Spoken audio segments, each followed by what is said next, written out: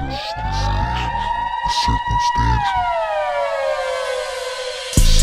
not perfect, God, neither are you.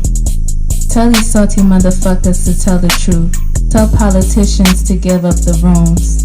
Tell silent voters to stand up to the booth. God, it's me. Can you hear my plea? Feeling like I'm lost in this world, can't you see? Demons creeping in, trying to take control of me. But I'm just trying to find the light, trying to break free. I'm not perfect, God, neither are you. But why you keep forgetting me? What did I do? Trying to have a convo, but you starting to preach. Feeling like I'm on a leash. Can't find no peace. Living in hell, can't you hear my plea? I'm suffocating, can't you see? Why you let these false prophets roam free? While the well-run suffer, can't you see? I'm not perfect, God, neither are you. Why you keep targeting me? What did I do?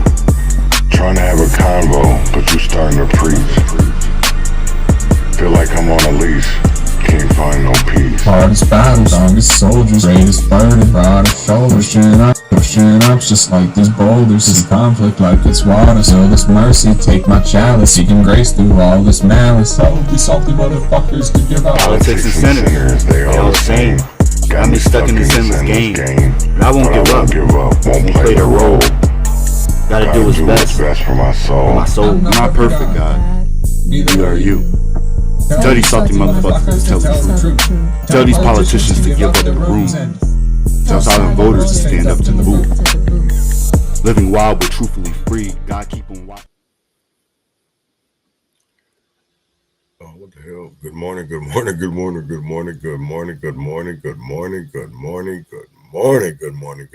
how's everybody doing? This morning I want to play Micah. I know we left off with him on Friday, but I'm going to start off this morning with Micah Emmerich and I See You. And I think this came out Friday. So here you go with something new, and I'll be right back right after this. Look, hard love, yeah. Let me tell you a story. I fell in love in the nighttime with a vampire. Only comes out after dark, and I'm hoping that the time's right. But she's out for blood. With 2 drinks and I think I'm alright, but I can't drive in the backseat of a car. I'm reaching for a lifeline. Please call 911. Yeah. Tell them that it hurts, I bet I need you. Got me bleeding from my chest so it can feed you. You're tearing down my heart and now I see you. I see you. I think that her intentions are pure evil. Done this to like hundreds of different people. Yeah, you're tearing down my heart and now I see you.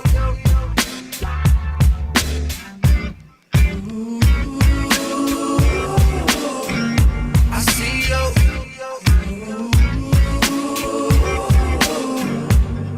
Yeah, she's in love with the nighttime, in the limelight.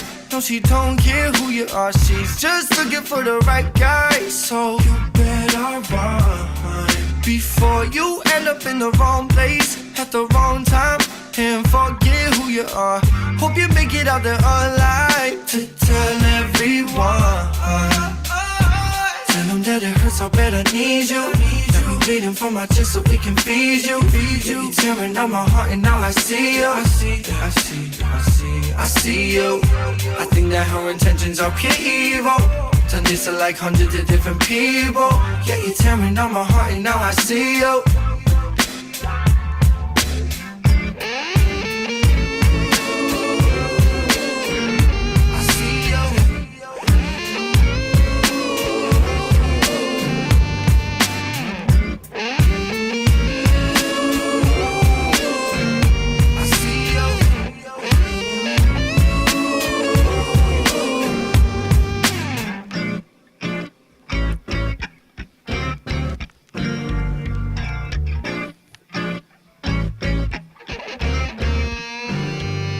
Good morning, good morning, good morning, good morning, good morning, good morning, good morning. And how's everybody this morning? Uh damn, it's been a heavy ass weekend. There's a lot of things going on in Minnesota. You know, we have a fraud and oversight committee that started today. Um will that be something that we finally will get answers? You know, in my eyes, it's so voluntarily. And it's so bad. I don't honestly believe that we will see uh, the truth, you know, come out of it because look at how much has been wasted and scammed and, uh, you know, like, especially big time, you know what I'm saying? It's like, can people honestly look in the mirror and be like, you know what? I scanned, but we lied about it for so long. We got to keep on continually to play the game. Uh, we don't want to face accountability. We don't want to face, you know, that we have done wrong, and yet we see it all because we've seen no matter if it came to, uh, you know, DEI, no matter if it came to all the programs, even like violence interrupters, feeding our futures. That trial started today. Opening statements were this morning. Good morning, good morning, good morning. And you know, it's when do we stand up? You know, I was listening. It was getting really good because there's a lot of things that, and I'm gonna play a little bit probably later this morning if I got enough time or whatever. But um, there were some really, really, really honestly good things. And even yesterday before the Super Bowl, you know, I watched Pam Ondor. She's the representative from Red Wing, and she said some very, you know, powerful things in that short live she did yesterday. And I agree with her in a lot of ways because how do we get to uh, unity? You know, we have to call out the bad actors, but also as well we have to unite with one another. And how do we do that? You know, because I do see that honestly. I'll admit it. You know what I'm saying? That is getting kind of hard because everything is. You know, this is the one thing. You know, is somebody asked me the other day and asked me where do I see the country is so wrong. I said in my eyes is where there is no more line between separation of church and state. I said when it's gotten so cloudy because you talk to, you know, people that were even born before me. You know, I was listening to Reverend Tim Christopher this morning on it. I think it was from like 2019. He was talking about, you know, the St. Paul school shooting. There were some other things. Was it justified? It was a bunch of things, right? But one of the things was the school to prison pipeline. Bless up, and it really threw me for a spinner because you know I know that you know individuals uh, we can be blessed for what we have. I'm not telling people not to be blessed for what you have, not to be blessed for what God has provided for you, but understand that there's a whole population of people out here that aren't blessed like us, that aren't blessed. You know what I'm saying? That's the one thing that I can say is that everything that I've been through, I can say that I'm blessed to have a roof over my head. I'm blessed to be in semi-conditioned health. You know what I'm saying? I'm blessed. I'm blessed to be alive. I'm blessed to be kicking it another day to fight these people. And it's like we talk so much about fame and clout and celebrity status and everything, but do we understand where it all started at?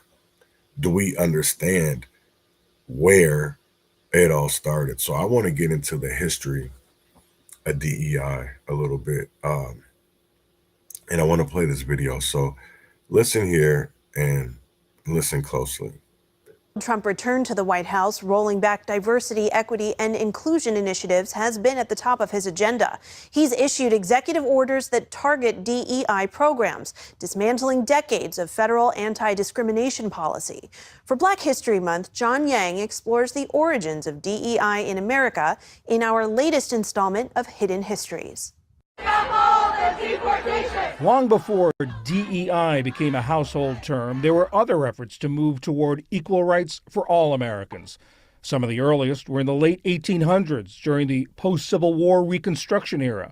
As Southern states enacted Jim Crow laws making segregation in public spaces legal, Congress established the Freedmen's Bureau. It provided formerly enslaved people basic necessities, helped them look for jobs and acquire land of their own. In 1866, President Andrew Johnson vetoed legislation to enforce those amendments, arguing that it discriminated against white people. And pressure from white Southerners led to the closure of the Freedmen's Bureau just 7 years after it had been established. Nearly a century later, Black Americans were still battling racism and discrimination. Led by icons like the Reverend Martin Luther King Jr., they united during the Civil Rights Movement, pushing back against the systems that excluded them. At the height of the movement, John F. Kennedy became the first president to call for affirmative action, using the term in an executive order targeting racial bias in the hiring practices of government contractors. In 1964, President Lyndon Johnson signed the landmark Civil Rights Act, which banned employment discrimination based on race, color, religion, sex, and national origin. By the 1990s, a backlash had emerged over affirmative action. Voters in California, Washington State, Michigan, and Arizona banned its use in public employment and higher education admissions. Then, May 25, 2020, George Floyd was killed by Minneapolis police, igniting months of protest across the nation and around the world. Stand up, fight back! Racial justice was back in the nation's collective conscience, this time with support from large corporations. Many of them created DEI committees and pledged to invest billions of dollars to promote racial equity. But companies began ending these initiatives after the Supreme Court in 2023 banned affirmative action in college admissions. Last month, Target joined the growing list of companies pulling back on their DEI commitments. At the same time, though, employers like Costco and Delta Airlines are doubling down on theirs. Today, DEI has become a political lightning rod, but its roots run deep in American history, and the quest for equity and justice goes on. Earlier, I spoke to Sean Harper from the University of Southern California's Race and Equity Center. I asked him to explain how the current debate surrounding DEI fits into its broader history. I think that this is a very particular moment in which the three letters DEI are being scapegoated, villainized. Everything is being blamed on those three letters.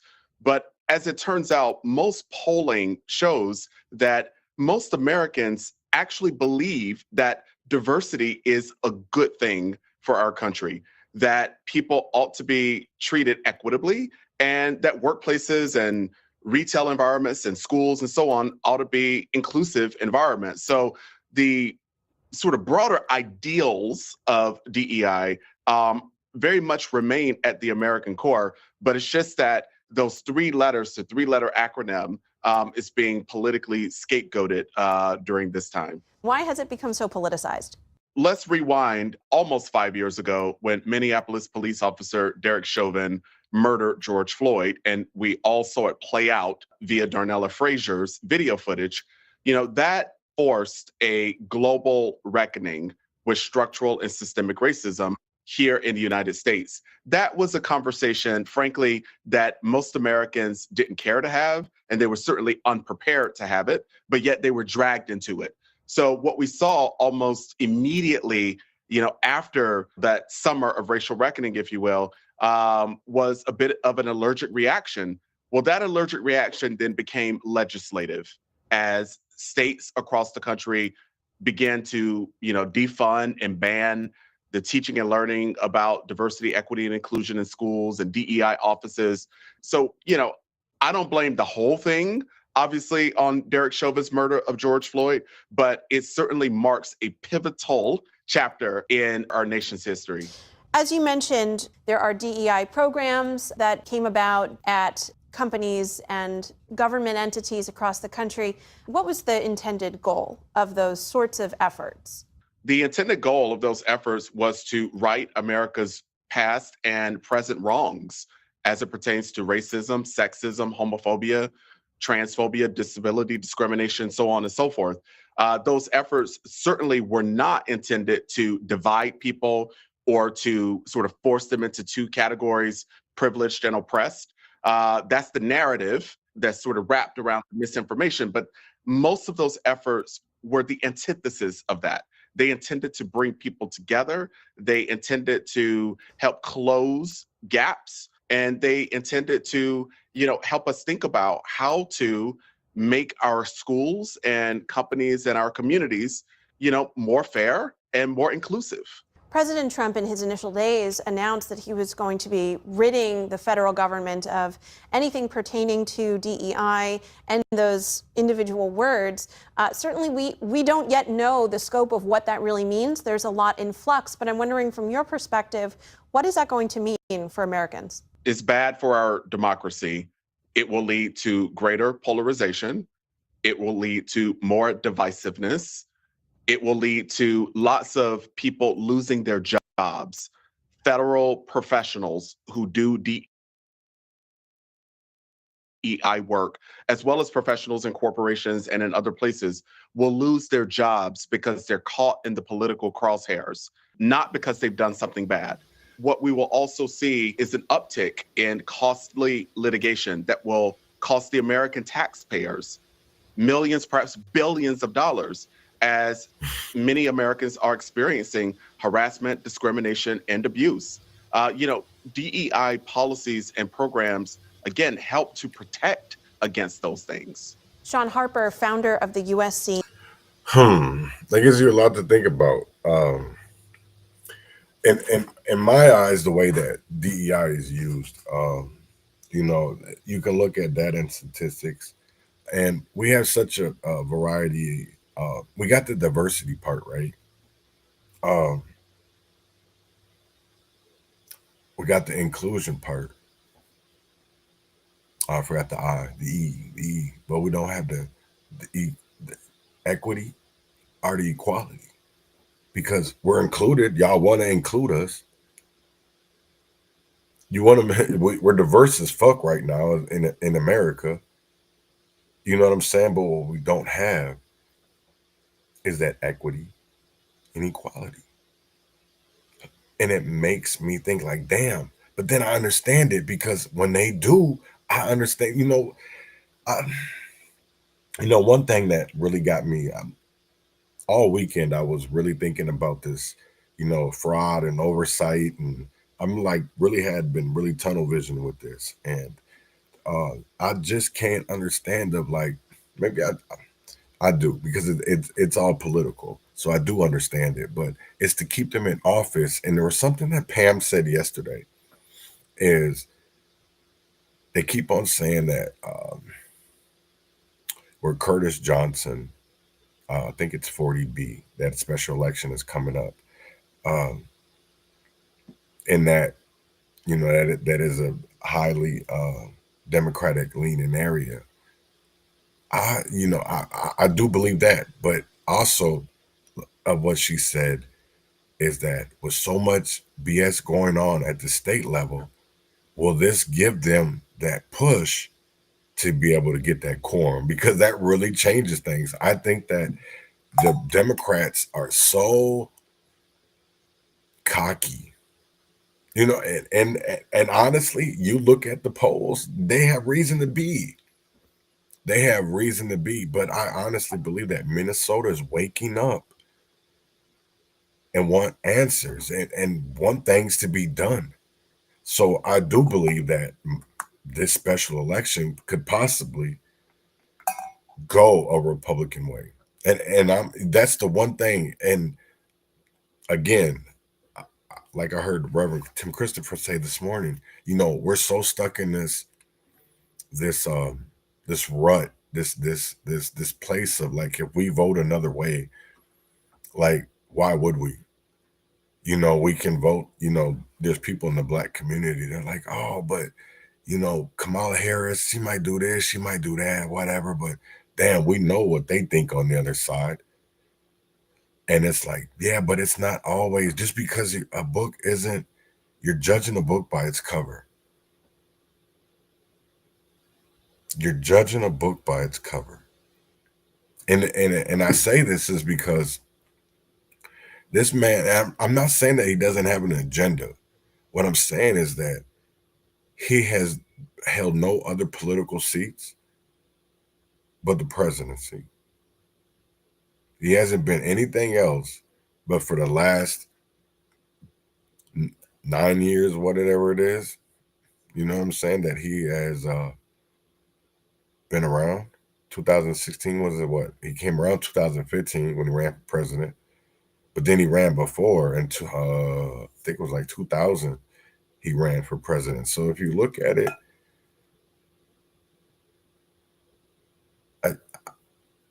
I agree that Buddy, he got some issues. He definitely got some issues. You know what I'm saying? But does America allow him to be the way that he is? Does America allow generations of Donald Trumps, of Rothschilds, of Astors, do we allow this? Because I can think about so many situations in Minnesota, and it's like, oh, why aren't we saying something? You know what I'm saying? We act like we just move forward, because honestly, I can't. I don't know how other people can, but I can't, because I sit here and I've seen something, and I'm going to talk about it this too a little bit, is that Amy Klobuchar was given an award. And it's like, how are y'all still giving these people awards? Like, that shit's crazy to me. I will never, I don't get that.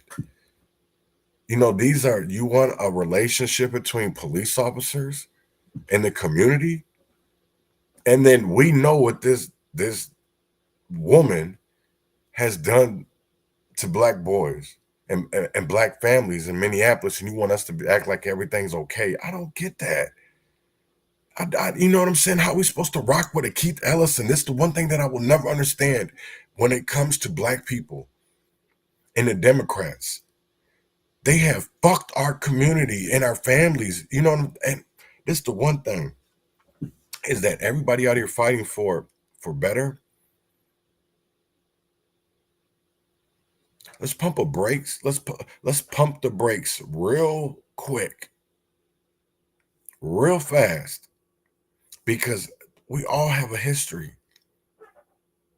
My family has land stolen.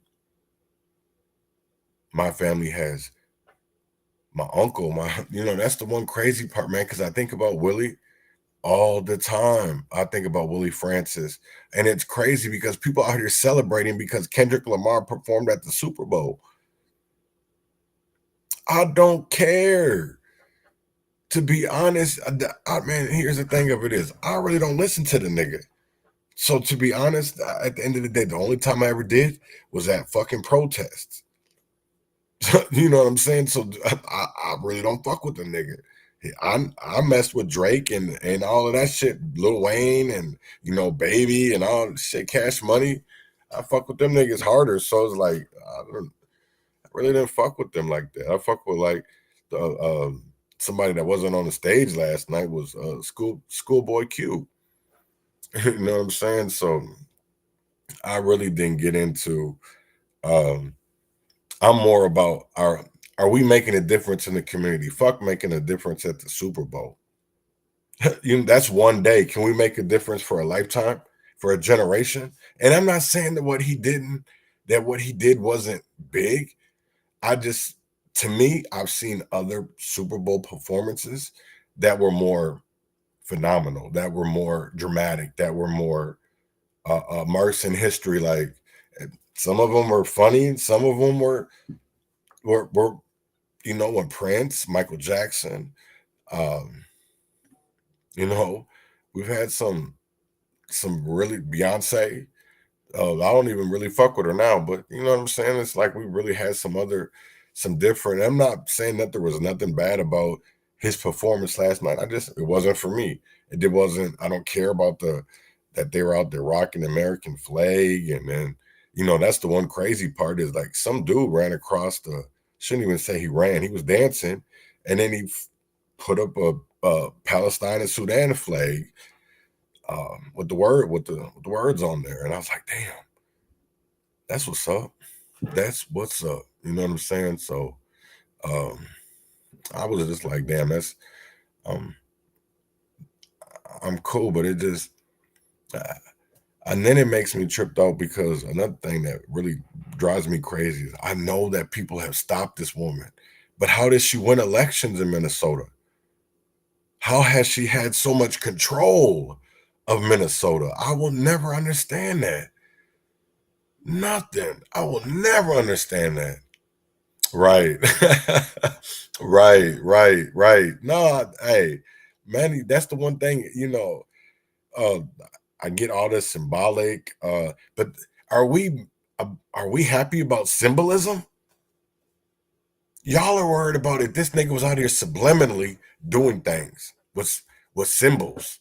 But we're supposed to be, I thought that was conspiracy theories, right? That's crazy as fuck to me.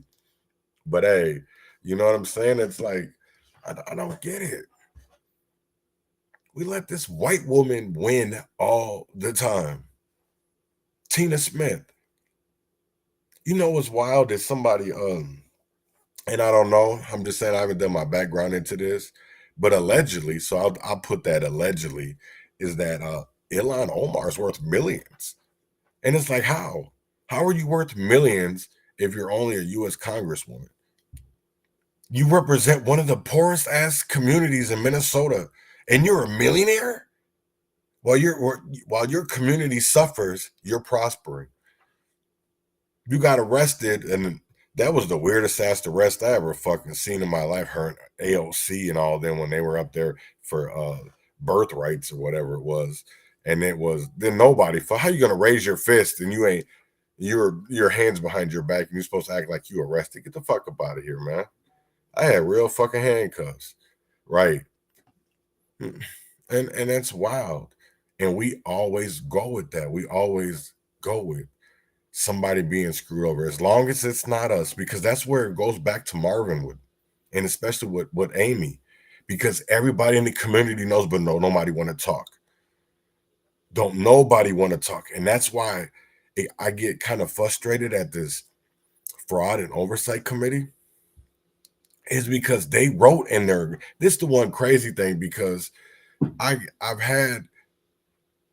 asked numerous times, and I haven't been, nobody said I'm wrong yet, but they wrote in their power sharing agreement that there would not be subpoena power because they wouldn't have a quorum.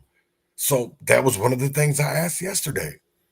So if Republicans won 40B, where Curtis Johnson lied to the voters, this is the one thing. Why would you go for a party that was lying to the people? Why would you? Why?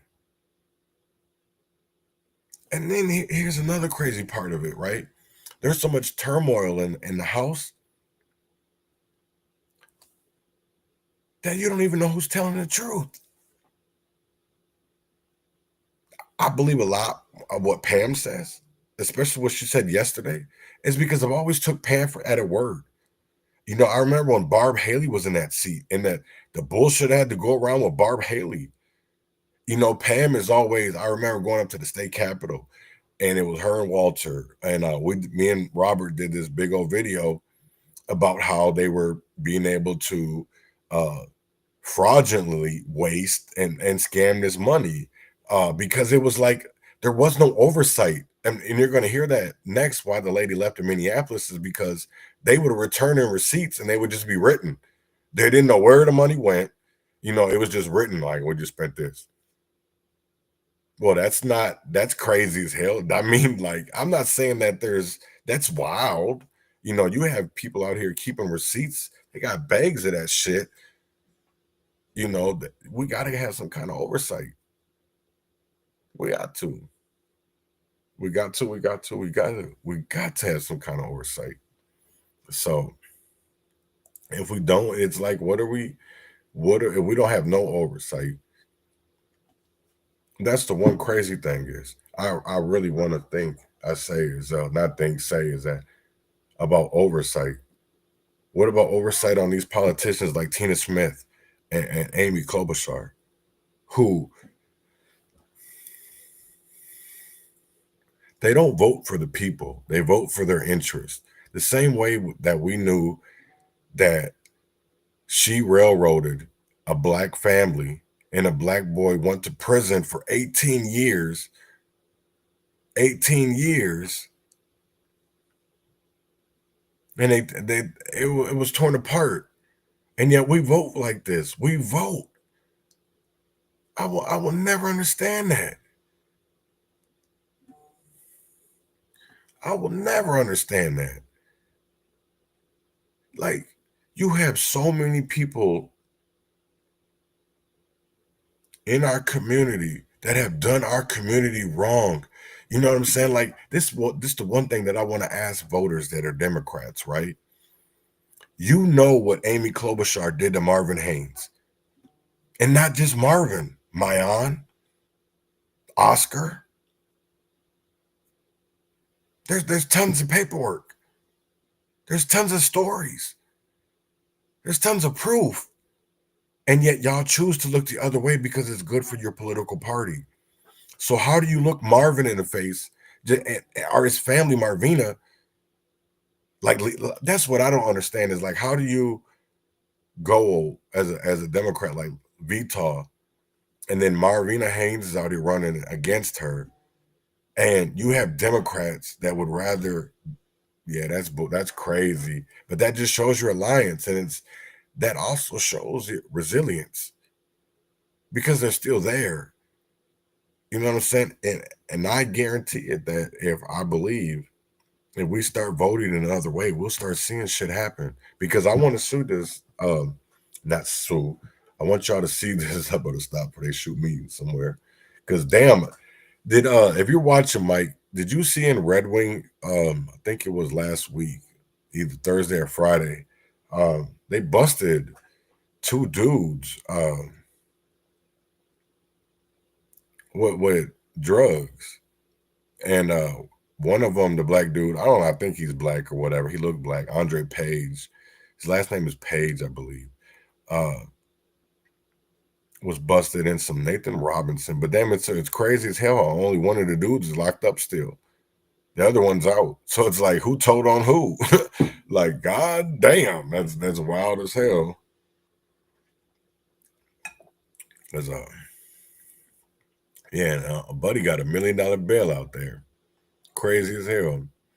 But I want to get into this violence interrupter program because there's a lot of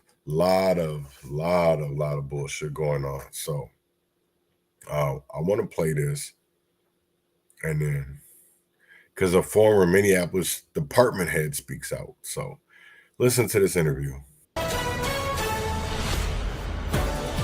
Good evening, everyone, and thanks for joining us. I'm Kirsten Swanson. Brett has the night off. First at 10, a former top administrator under Minneapolis Mayor Jacob Frey is speaking out about what she calls problems inside a high-profile city agency. Luana Nelson Brown resigned a few weeks ago as the head of the Neighborhood Safety Department. Tonight, Nelson Brown talked with our Jay Coles about what she identifies as issues with how contracts are awarded and managed for violence intervention programs. Jay joins us now with a story you're seeing first on 5. Kirsten, Luana Brown Nelson tells me she got pushback from a city council member shortly after becoming director of the Neighborhood Safety Department. That's back in July of 2023. She says in early 2024, she stopped paying some violence interrupter groups, saying they did not properly account for millions of dollars in taxpayer-financed contracts. Now, Nelson Brown says it's time the public know what's happening behind the scenes. This is just wrong for the taxpayers. The taxpayers should know how their money's being spent, whether or not it's a good investment, and we should all be working together. Luana Nelson Brown says she discovered shortly after taking the job as director of the Neighborhood Safety Department in 2023 that some violence interrupter groups were getting millions of dollars, but they did not properly, she says, document how they spent that taxpayer money. And that comes with receipts and canceled checks. These came with no documentation at all. So it was just a piece of paper with an amount and pay me, basically, which is not okay. How much money are we talking? Fuck you, pay me. Literally, you think about it. That's what it was. It was a fuck you, pay me. They literally came in there with pieces of paper of what they had, or what they spent. How do we know you spent that? You could just you just brought us a piece of paper saying you spent this. Come on, man. We're better than that, bro. I know that's the one. I'm glad it's coming out too, because people thought we were crazy. That's the one crazy part, right? Because people thought we were crazy, dead ass crazy.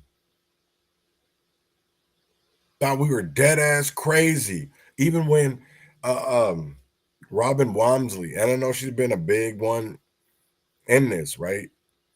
But they were passing out money. When are we going to hold these people accountable?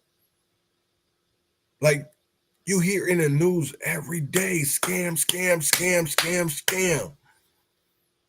Waste, waste, waste, waste, waste. And people get mad over because they don't like the words a nigga says, not the actions a person does. The fuck out of here. That just already showed me that America's fake. When we stop caring about actions of others and getting mad, and we get more mad about the words another person uses, that's crazy. Because it brings me back to an episode of Snowfall. And Franklin said it was him and Leon in the car, and he had just got done. It was the fuck with Lil Man. They were getting into it, right?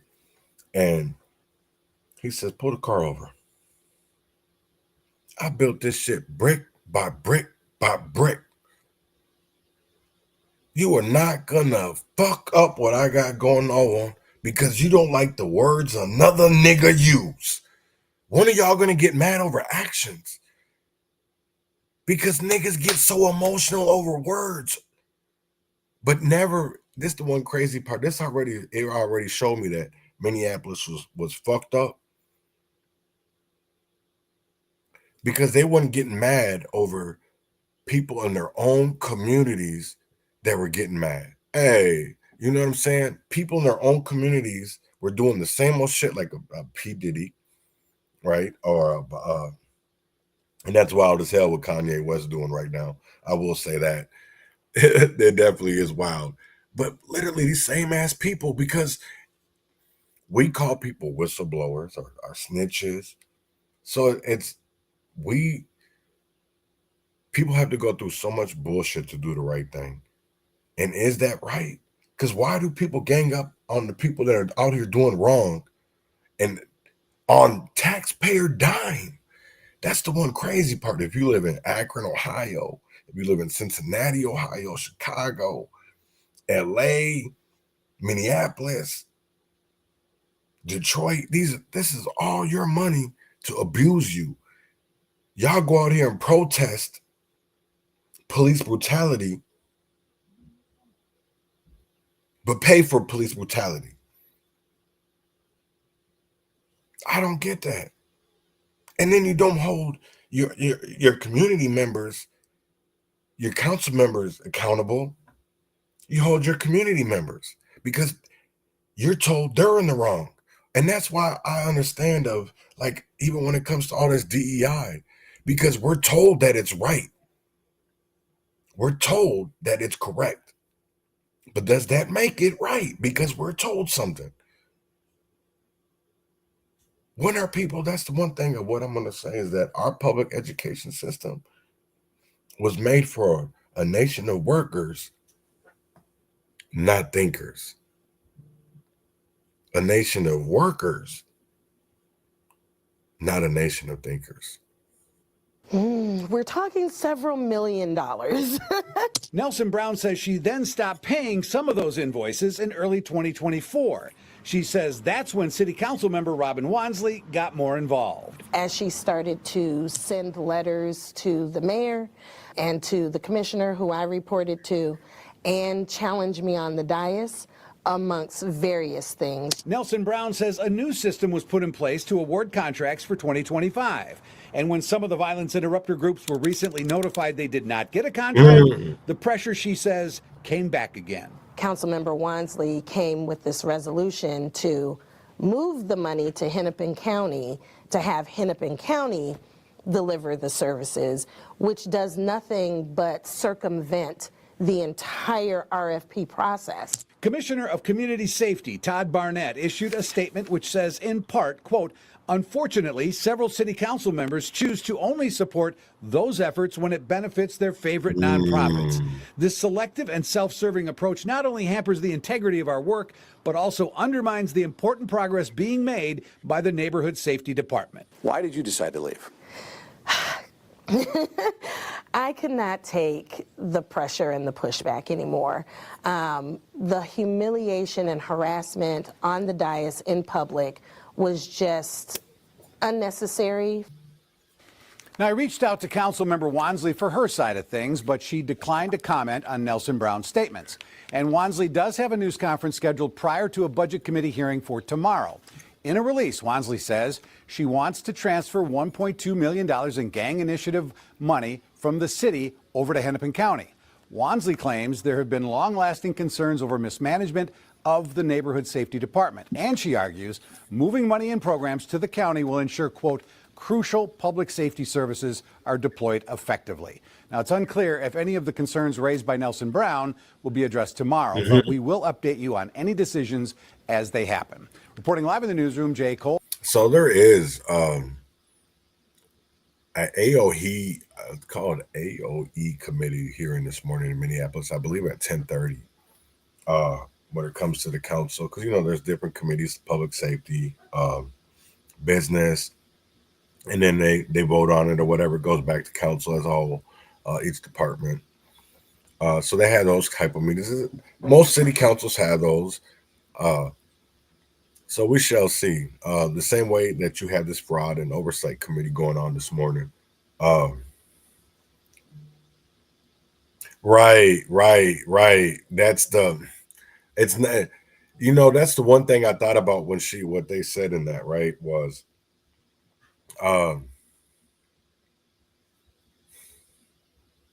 that's why I'm slowly putting out this, and I'm going to keep on putting this out too, right? I'm not going to stop when it comes to these nonprofits and these connections, because I'm told to follow the money. So when I put that Nexus up there, I knew I was going to get a little blowback from people because I know what Nexus does. I don't care. Just like I said, you can do the right thing, but it doesn't mean that your heart's in the right place. You know, just because you're out here doing good doesn't also mean that your money out here isn't doing bad. Doesn't mean that you pay people to look the other way for just like the Bush Foundation. The same thing with Nexus. We have, you know, I think there was like 6 people, and their salaries in that last year was over $1.1 million a year last year. And then we have to look out into these communities like single fathers. You know, I think about Marcus a lot, especially when I think about all these salaries, or even like, you know, one of the comments that was under the post was like, damn, he made that much. And it's like, yeah, these people are making this much off of our lives, but our community still struggle. And that's the one crazy part of it is like, I want people to really honestly think about this, is because where does it all go back to? They even stopped going back to COVID, or even saying COVID, even though it was during the same time. They say George Floyd. They try to use what happened to a black man that's how they push DEI. diversity, equity, and inclusion. But where is it? We already had the diversity. We already had the inclusion, right? And people thought they were so bad being oppressed when George Floyd died, right? When Darnella took that video, because here's the crazy thing, I thought I was. When I watched that video of George Floyd, when Darnella went live, right? I don't even know how the fuck it came up in my timeline that night, that day. And all of a sudden I hear some screaming. I'm like, whoa, what the fuck? So I got on it and I was like, damn, the police doing him dirty. I was like, whoa, what? I was like, damn, that's Cup Foods. Not Cub, Cup. You know what I'm saying? And I was like, damn, I grew up right down the street from there, right down the block. That's, you know what I'm saying? That's a soup woo, you know, area. But I was like, damn, that's wild. So I watched it, and I seen what happened, and I'm like, wait, there's something ain't right. You mean to tell me that this man was able to do the things that he did, and nobody? It was, yeah, and the crowd was the ones that were wrong. I said, damn, this remind me of like,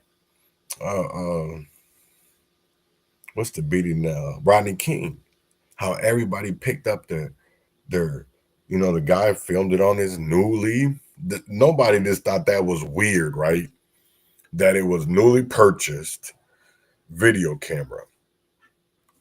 I didn't really think it was crazy either until like just a few years ago. But I'm like, damn. So you mean to tell me that he had a new video camera and just started recording Rodney King getting his ass beat? But yet people have only profited off of pain because, you know, that's the one thing that I hear people talk about all the time, this progress. What progress? Because that's the same thing with Nexus. Because they took care of some people's loved ones when they passed. They really ignored a lot of them. The same thing with these churches. Because there's some mothers that had to suck some dick around here to bury their loved ones. They had to suck a dick.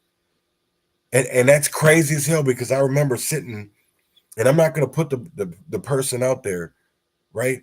But literally, because she didn't do it, we ended up getting her the money. But it was crazy of how to bury her baby. The pastor wanted her to suck his dick.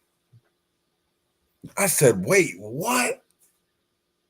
And she's like, you know what? Fuck it. I'm not even mad, because I was like, wait. You mean to tell me, wait, what? That literally a man of God said for you to bury your baby, you had to suck his dick. I said, that's fucking weird, man. That ain't no man of God. That's a false prophet. Profit.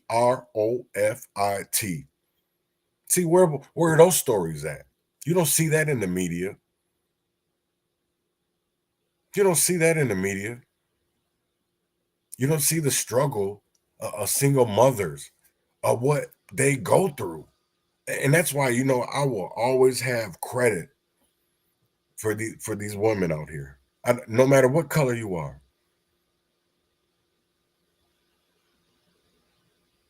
For real, because I will tell you like this, is that if it wasn't for my mom, I don't think I could even really, the way that I have been gone, I've been treated.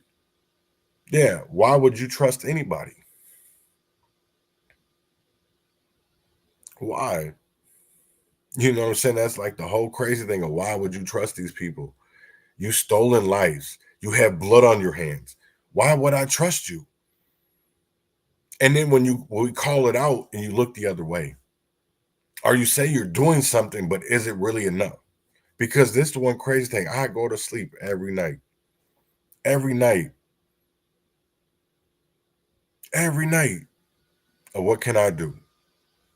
Because I'm tired of selling names. And that's why I came up with the proclamation of proclaiming racism a public health crisis. I got more shit done when people, they were against me, but they really didn't know me.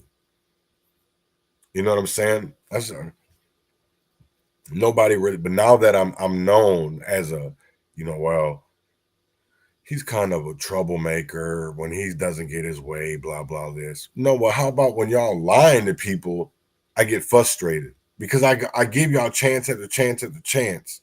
But how much, this is the one thing that I will never understand, right?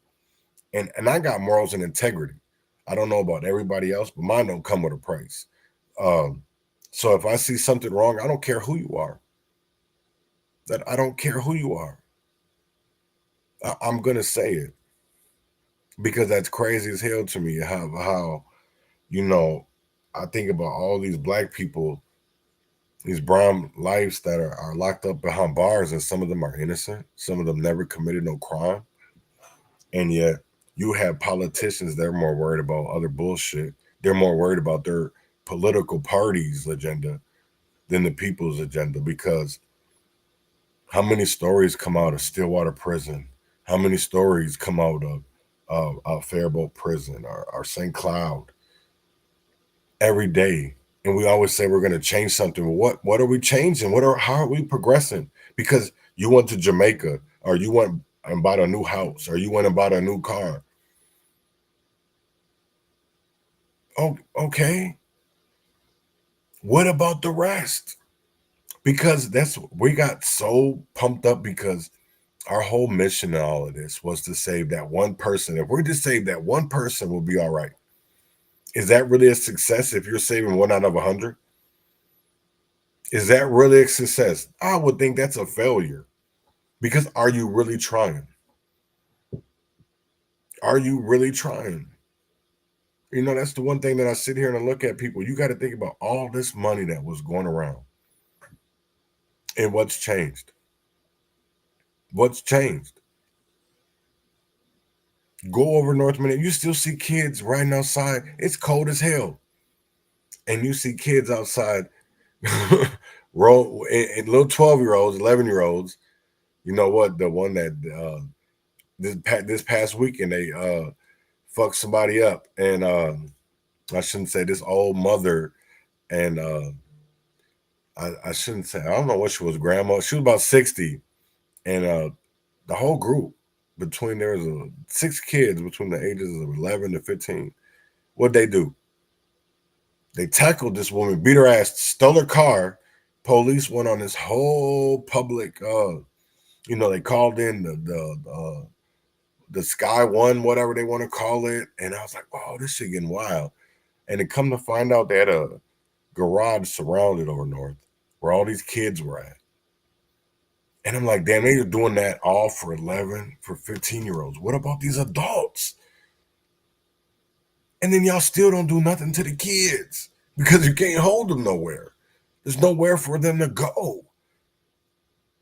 That's why I be laughing about this shit, right? Sometimes, most of the time when it comes to this immigration shit, and I see people like Mayor Frey or Brian O'Hara, and, people don't even understand. They want to talk about all these sanctuary counties. Y'all forget about the 7 major ones in southern Minnesota, but y'all talk about the ones up in the Twin Cities because it's Minneapolis. And it's St. Paul. Y'all talk about it because there's the homeless encampments. You talk about it because it's a ravaged area that you helped because of one person, because of George Floyd. But then when it comes time to fix it, everybody wants to point the finger. And when it was money to be passed out, instead of rebuilding it, y'all scammed it. Y'all scammed it. And it's not that it's something new. Because here's the crazy thing. With the teacher of the year, he was having a whole relationship with one of his students that we're coming to find out. So how are you even we were awarding bad behavior. So then when COVID money came out, and then we had all these guidelines of mask mandates. We had, we could do when George Floyd died, we could do all this DEI shit. Then we had PPP. Then we had unemployment. Everything has been a scam. That's the one crazy thing, because I remember before COVID, I'll even say what fuck that. Even when I was a kid, when you had to get public housing or whatever, man, the motherfuckers always came over to make sure you was doing your housing was good. Nowadays, it's like, oh, you call, oh, it's good. Oh yeah, we'll send it. Even though they got it's barely a livable structure. It's coming apart. And instead of fixing it, you're told that the owner says it's okay. Or like, oh, we got this. Oh, we fixed it, but then y'all don't go check it. Y'all don't even go check it. Y'all don't even go check it. Yeah, you know what I'm saying? It's like, it's crazy as hell. And then you want to talk about certain areas. Oh, wow, you're fucking them over. You're fucking them with no Vaseline. None. You just like, take it, bitch. Take it. Shut the fuck up and take it. That's what's crazy. We sit around here and we take the shit. How much more pain and trauma do y'all got to go through? And I know I'm not using the right words today. I apologize. I'm really fired up today because it's all I'm seeing is all this money being passed around and fraudulently, right? And then I understand, and then I realize, not understand, but I realize of all the homelessness. I realize of all the violence. Because I don't have a problem with Trump breaking down the CIA. I really fucking don't. Because I understand that's who's bringing all the violence into my community. Who is allowing it. Because you got to follow the money, baby. You got to follow the money. You got to follow the money. You have to follow the money. Because who does it benefit? People have, that's the one crazy thing. I sit here every day, right? That's why I said I don't care about what happened at the Super Bowl, halftime, whatever. I don't give a fuck about none of that, right? How do we have, you look at Philly, the Eagles won the Super Bowl. Y'all just made Philly even dirtier than it already is. Y'all breaking down taxpayer stop signs, street lights, stoplights. We got citizens out here getting arrested. All because their sports team won. Why can't we get that kind of reaction? When crackhead Pookie died. Off of one of your homeboys, one of your baby daddies, one of your cousins' pills. Why can't we get that kind of reaction? Why can't we get that kind of reaction when a mother is walking down the street and because two niggas one of them wants to get mad because another nigga stepped on his shoes, or he don't like the way another nigga talk, and she catch a bullet in the head. All because a nigga over here taking your money and dice. Yeah, I'm talking about 36 and pen. I'm talking about 36 and pen. How many people, innocents, have caught bullets because some niggas get mad over there shooting dice and start losing? But we ain't gonna call that shit out. Even though children have died over this shit, we ain't gonna call it out. Because when I fame for that you killed a grandma, nigga, you was a bitch. But in the area now, you seen as that's you're a do-gooder. Oh man, yeah, come on, bro. No, what? We promote so much wrongness in America and look the other way instead of calling it out so we can do better. I thought the whole process of this was to, when you know better, you do better. No, not when you get caught. You're going to shut the fuck up and then figure out a whole nother way. This is what this whole bullshit with this violence interruption shit, it's just a whole nother smoke screen. And I seen Payne and Walmsley and I think it was Osmond made a statement this weekend because they know it's coming up for vote today. You know, at least in committee, they're going to talk about it. But when are we ever going to get transparency? That's not transparency that you have given out hundreds and thousands of dollars and they bring you a written receipt. Well, here is a receipt for $139,000. I'm not going to itemize it, even though the only thing I bought was a new house. I got a new car. But the community, man, I bought some hot dogs and some backpacks, man. Y'all good, you know what I'm saying? Hey, I did my little thug things and whizzle bizzle. Because we gave y'all these motherfuckers some hot dogs. We gave them a couple bags of chips, some stale cookies, some rotten apples, some rotten fruit. And then we took care of a couple people. But yet the bigger ones, we took care of ourselves. And that's what you're seeing when these organizations, right? And that's why I say we have to t-shirt, right? T-shirts in the van. I forgot about that. There you go. T-shirts in the van. That's a good one. That's a really good one. Because what's really changed? Yeah, really. You know what's crazy? I won't even say that 15 minutes late because most of the time them niggas are there. They're a part of it. They are a part of it. How many times has we pushed for peace been sued off of their private contracts and the city keeps on paying them, giving them money? And she was willing to at least look at that shit. And I'm sorry, I'm getting kind of late. I'm getting kind of really into this shit, but it really makes me mad about all this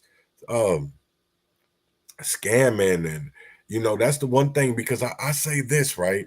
And this has really made me look at our judicial system really in really weird place, right?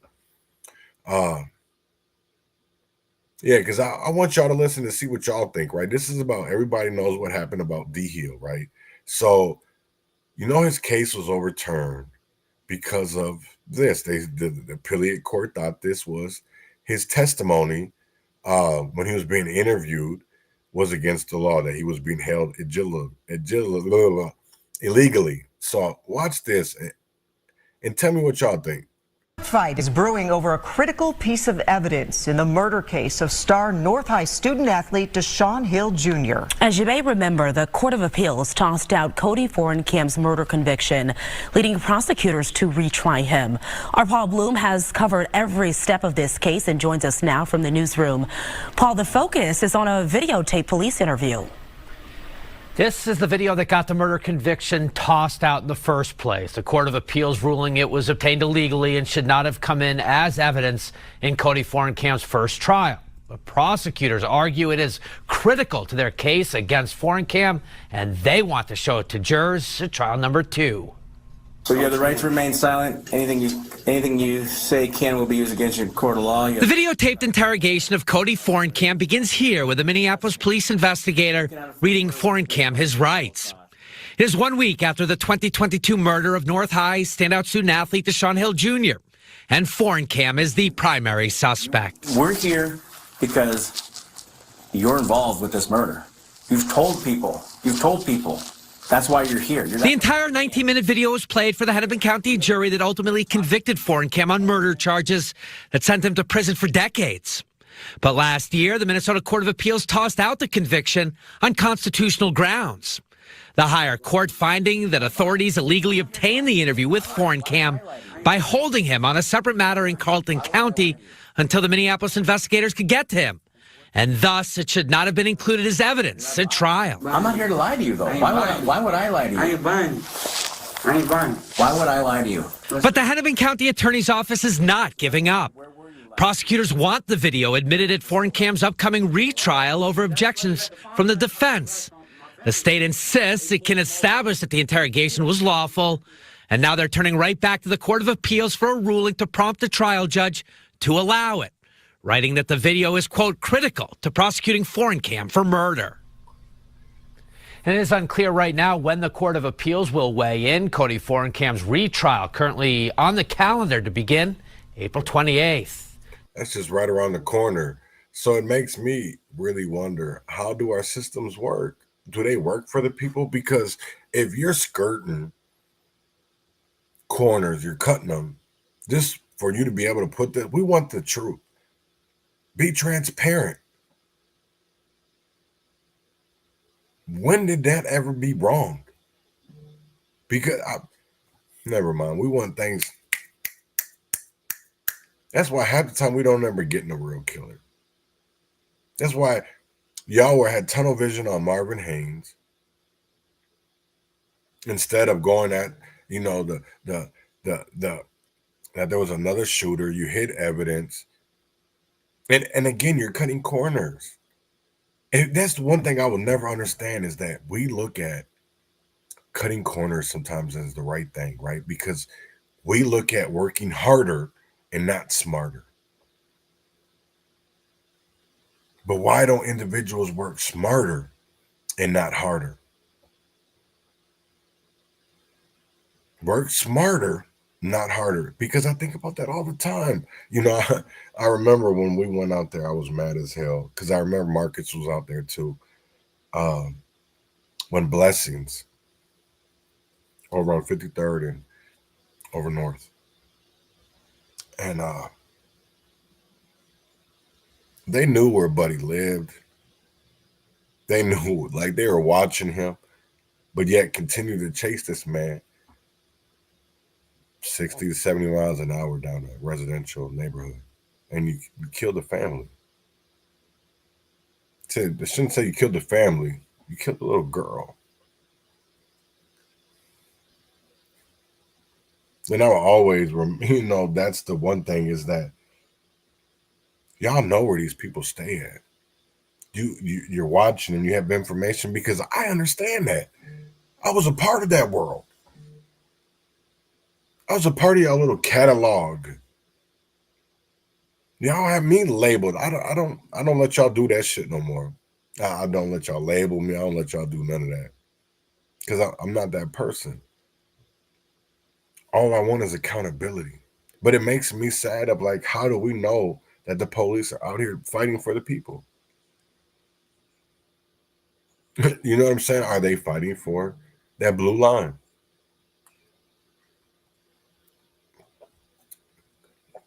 Really makes you wonder. It really makes you wonder. Because they can lie to you. You know, that's the one. Why would I lie to you? Why would I lie to you? What do you mean you lie all the time? Not saying, this is the thing of it is, I want people to understand, right? I know that Buddy did it, but do it the right way. Convict him the right way. Don't leave it where these people can find loopholes to get people off and we get fucked. Because do it right, where these Cody pays for his life. Oh, this is the one I wanted to play for. This about that carjacking, yeah. Because then, yeah, we'll get into it. We're gonna get into this real quick. Because this is the one that I was talking about earlier, when the 6 juveniles were busted over north in that garage. So this is the story. So watch this for a minute. 6 kids under 15 are responsible for a violent carjacking of a woman Friday afternoon in northeast Minneapolis. Investigators say the group tackled her to the ground, stole her car keys, and took off. Officers credit some of the kids' parents with helping track the stolen car to Plymouth and Logan Avenue. Police say all 6 had previous run-ins with MPD, and a new program helped build the trust with their parents, who helped track them down.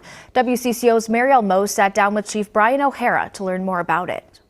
Minneapolis police say they've been searching for answers. Yeah, that's a stolen car. To deal with brazen youth crimes like this, stolen cars caught speeding by a WCCO camera during an interview with authorities. Or this one, where a 10-year-old was arrested for driving a stolen car near a busy playground in October. But MPD says a new approach is yielding results. We created this task force where we have our juvenile investigators working late at night and on the weekends. Back in August, Chief Brian O'Hara launched the Curfew Task Force. Not as a means to enforce the curfew per se, but to engage juveniles that are out hanging out idle time before they get into trouble. Since the task force launch, MPD saw a 66% drop in new youth violent offenders, including auto thefts, meaning they're seeing fewer new faces involved in these crimes. This has been very successful at building trust in the community with our efforts to try and save these kids from themselves. Chief O'Hara says his investigators are connecting with parents of kids with criminal records, and those relationships are leading to crime prevention. And they actually visit the homes of our most at-risk youth. These are kids who are involved in very serious crime repeatedly. Chief O'Hara says it was the parents who helped them arrest 6 kids accused in a Northeast Minneapolis carjacking Friday. It has been parents and community members that have given us information necessary to try and stop them. In Minneapolis, Marielle Mose, WCCO News. So, as you can see, but do you always trust the popos? Do you always trust the popos? You know what I'm saying? But here, I want to talk about feeding our future. This was last night, so opening statements did begin. And I want people to listen, right?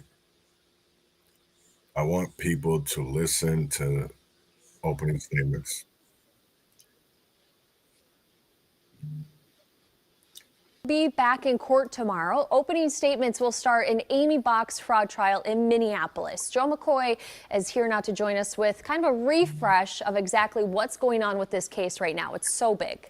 Yeah, huge case, Morgan, and my goal is hopefully to get everyone caught up to speed before the main event, so to say, gets underway tomorrow. So this all began in 2021 when the FBI started investigating Feeding Our Future after the Minnesota Department of Education raised concerns about fraud. Now, Amy Bach, the former executive director of Feeding Our Future and alleged mastermind behind the $250 million scheme, is getting her day in court. At its core, the alleged Feeding Our Future fraud was simple. Inflate or simply make up the number of children served meals, submit alleged fraudulent claims to the federal government, and receive reimbursements. Authorities estimate $250 million in federal funds were stolen through this scheme. And now Monday, opening statements are scheduled to begin in trial of the former executive director of Feeding Our Future and alleged mastermind behind it all, Amy Bach. She faces charges of conspiracy, wire fraud, bribery, and federal program fraud. Bach, who was arrested in 2022, is one of 70 defendants charged in the overall case. So far, 30 have pled guilty, and 5 others were found guilty at trial. Bach and one co-defendant, Salim Saeed, a former owner of Safari Restaurant in Minneapolis, will be tried together. 2 of their other co-defendants pleaded guilty 2 weeks ago and could now appear as star witnesses in the trial. Safari Restaurant claimed to serve more than 3.9 million meals to children in a 19-month span. Prosecutors say testimony at trial will show Bach helped Saeed and fellow owner set up Safari Restaurant as a meal site, which ended up collecting $16 million in federal child nutrition program funds in 2020 and 2021. Prosecutors also say evidence will show Bach received kickbacks. Bach's attorney, Kenneth Udoy Bach, says Bach did not personally profit from fraud committed by others and that the feds have no evidence she took part in the conspiracy. So far, the government has only collected about $50 million of the alleged $250 million stolen. Feeding Our Future went from $3.4 million in federal funds in 2019 to nearly $200 million in 2021. The jury in Bach's trial was seated last week. Damn. So everybody knows that the Fraud and Oversight Committee was this morning, right? So I want to get into a little bit of that, right? I won't play it very long, probably about 8-9 minutes, but just listen to the interactions between the OLA, the Office of Legislative Aids, I think that's what it is. Oh, Legislative Auditor Evaluation Report. Oh, never mind. Let me shut the fuck up. But listen to this, right? Because I just want people to hear it. Right? You have a lot of different things to consider, not just our recommendation. Maybe it wasn't something you agreed with. Maybe it took too much time. Maybe whatever. The point is that there are good reasons why some of our recommendations aren't implemented, and that is the place where I think there can be additional conversation and additional legislative oversight. So I just wanted to point that out real quickly. But now we will turn to the real matter at hand. And if I could, Madam Chair, I'll turn it over to Deputy Legislative Auditor Munson Rodriguez. Thanks. Yes. Thank you so much, Legislative Auditor Randall. Welcome, Legislative Deputy Auditor Rodriguez. Please state your name for the record and proceed. Thank you, Madam Chair. For the record, my name is Jody Munson Rodriguez, and I'm the Deputy Legislative Auditor for OLA's Program Evaluation Division. Thank you, Representative Rarick, for bringing everyone's attention to this booklet you have in your packet. I will be referring to a few pages in there if you're interested in more detailed information. So just giving you a visual. In this evaluation, we really researched two main questions. So first, how comprehensive were Minnesota's grants management policies, and how well did state agencies follow them? I want to note that some of the findings that we have in this report are based on the policies at the time that we did this report, and I will be going over some recommendations and some of the changes that have occurred since then. The second big question we looked at was how well did state agencies follow the policies that were in place. So briefly, some of the key findings based on this work, we found that Minnesota's grants management policies did establish many practices that are important for effective management, but they generally lack sufficient detail for state agencies on how to best implement them.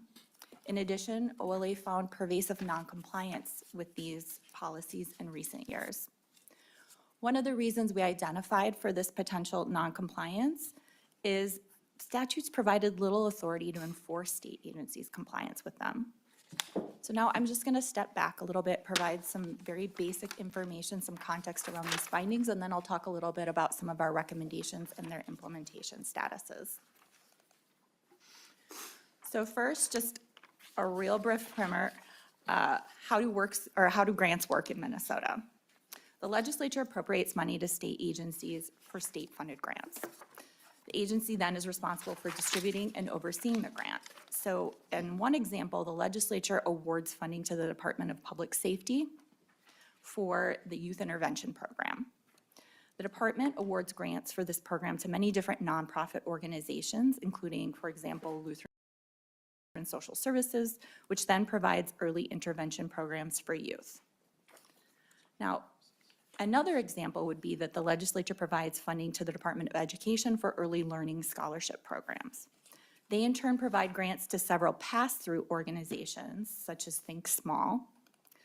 And then those pass-through organizations provide the scholarships to eligible families, but they're paid to child care and early learning institutions. So those would be the sub-grantees. State agencies spent an annual average of about $514 million on state-funded grants per year to nonprofit organizations in fiscal years 2018 through 2022, with a high in 2021 of $616 million.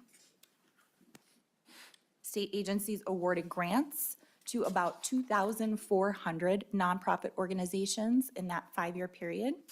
The median amount of award over the 5-year period was about $68,000, and 75% of organizations received less than $440,000. Now, the Department of Administration's Office of Grants Management was responsible for creating statewide grants management policies and is now responsible for updating them and acting as a resource on them. These policies span the life cycle of the grant, so they cover the pre-award, the active grant, and the closeout phases. They establish broad requirements that state agencies must meet, but they also provide flexibility on how to implement them.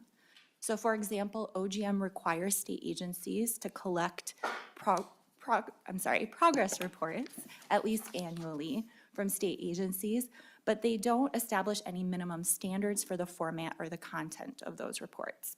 State agencies are responsible for doing that. If you're interested, the policies that were in place at the time of our review are summarized in Appendix A of our report. So as I noted at the beginning, one of our research questions involved determining the comprehensiveness of OGM policies. One way we did this was by reviewing OGM policies against recommended practices in grants management. We reviewed reports by national organizations and agencies and grouped the practices that we found into 24 recommended practices. We found that OGM's policies partially reflected 17 of those 24 practices. We have more information about those practices in Appendix D of our report. So while OGM policies partially reflected many of these practices, we found that they often lacked important detail. So I'm going to provide a few examples of that here. So as an example, OGM policy required state agencies to complete a pre-award financial review, but the policies did not require the agencies to increase monitoring for grantees that they found to be higher risk. As I noted previously, the policy required state agencies to collect progress reports, but it did not specify any specific information or standards for those reports. Policy required agencies to complete monitoring visits for grants over a certain threshold, but those visits could be conducted by telephone. They do not need to be on site. And as a final example, policy required state agencies to consider certain information about past grant performance before awarding subsequent awards to different grantees. But the policy did not establish a time frame in which to complete the closeout review. Hold on, because now I want to go back into this because we can't all blame this on nonprofits, because there was people that had nonprofits and seen how easy they were making it for people to get money, like fiscal sponsorships and other things like that. But you see that was required, but they didn't require. But they weren't allowed. I shouldn't say that they weren't required to do certain things. Now, we have to get on our legislators so they can make a difference, so they can be able to do the things that we can face and combat and get rid of the scams, this waste, this fraud. You know what I'm saying? Because in my eyes, and maybe I'm wrong, but when you really look at it, some of them were doing it illegally. Others were just probably ethically not doing it right and scamming the system. You really have to dig into it, but there's a lot of questions there. That all of the items on the right side of this chart are recommended practices. So based on this review, we did recommend that OGM strengthen its policies and provide more specific guidance to agencies. We have more information about that on pages 35 and 36 of the report.